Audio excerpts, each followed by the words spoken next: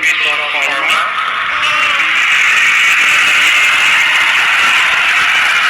ঈশ্বৰৰ নামত শপত লওঁ যে বিধিৰ দ্বাৰা স্থাপিত ভাৰতৰ সংবিধানৰ প্ৰতি মই প্ৰকৃত বিশ্বাস আৰু আনুগত্য পোষণ কৰিম। মই ভাৰতৰ সাৰ্বভৌমত্ব আৰু অখণ্ডতা অক্ষুণ্ণ ৰাখিম। মোৰ প্ৰাণত অসমীয়াই, মোৰ মনত ভাৰতীয়াই, মোৰ তেজত অসমীয়াই, মোৰ উশাহত ভাৰতীয়াই, ভূতপুৰ মোৰ প্ৰতিটো খোজ, ভূতপুৰ মোৰ প্ৰতিটো প্ৰয়াস কেৱল মোৰ আইৰবলে। বিন্দু বিন্দু জিলিকি উঠা কপালৰ ঘাম, ৰন্দে ৰন্দে বৈ থকা অন্তৰীণ ছবি কেৱল মোৰ আইৰবলে। মোৰ চিঞৰৰ নাম অসম, মোৰ অভিমানৰ নাম অসম, মোৰ বিপ্লৱৰ নাম ভাৰত আৰু মোৰ অস্তিত্বৰ নাম সনাতন।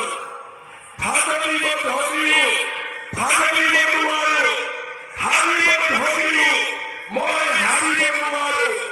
শত্ৰুৰ পক্ষত হেতাৰ চক্ৰান্ত বুকু পাতিলেও কিন্তু শেষ হ'ব ধৰিও মই শেষ হ'ব নোৱাৰো।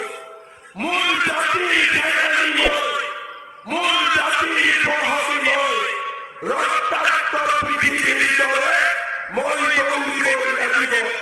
ৰঙৰ ধোঁৱাৰ দৰে মই চেকুৰিব লাগিব। জন্মভূমিৰ সুৰক্ষাৰ বাবে এই লাচিত হৈ আমি যুঁজিবই লাগিব। মোৰ সাহসৰ নাম অসম, মোৰ সভ্যতাৰ নাম সনাতন, মোৰ সংস্কৃতিৰ নাম ভাৰত, মোৰ আত্মবিশ্বাসৰ নাম অসম, মোৰ মনত অসমীয়াই, মোৰ প্ৰাণত ভাৰতীয়াই, মোৰ তেজত অসমীয়াই, মোৰ উশাহত অসমীয়াই। আৰু আজি আমি গৌৰৱেৰে কওঁ যে এই সমস্ত নিযুক্তিৰ প্ৰক্ৰিয়াত অসন্তুষ্ট হৈ এজন ব্যক্তিয়ে, চাকৰি নোপোৱা এজন ব্যক্তিয়ে হাইকোৰ্টত যোৱা নাই। বৰঞ্চ মোক লগ পালে সোধে যে মামা এডিআৰইৰ আৰু নিযুক্তি কেতিয়া হ'ব, পুলিচৰ আৰু নিযুক্তি কেতিয়া হ'ব, টেটৰ নিযুক্তি আৰু কেতিয়া হ'ব। অৰ্থাৎ সকলোৱে আজি বিশ্বাস কৰে যে অসমত অকল নিযুক্তিয়ে হোৱা নাই, নিকা নিযুক্তি হৈছে। আমাৰ দৰে ৰাজ্য এখনত, যিখন ৰাজ্যত প্ৰতিটো চৰকাৰী চাকৰিৰ এটা দাম ঠিক হৈছে, চৰকাৰী চাকৰি নহয়, অংগনবাদী কৰ্মীৰ পৰা আশা কৰ্মীৰ চাকৰিৰো অসমত দাম আছে।